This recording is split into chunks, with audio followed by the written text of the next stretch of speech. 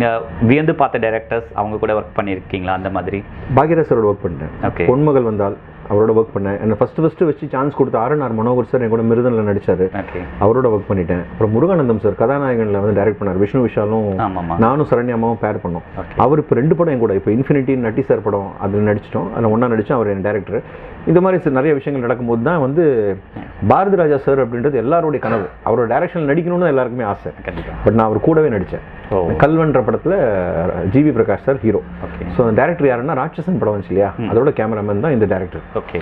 So எனக்கு அந்த வாய்ப்பு கிடச்சி போய் பண்ண ஃபுல் டே அவரோட தான் இருந்தோம். யார் ஜிவி பிரகாஷ் சாரோடையும் பாரதியா சாரோடையும். அண்ட் என்னை எங்கேயுமே என்னை திருத்தலை.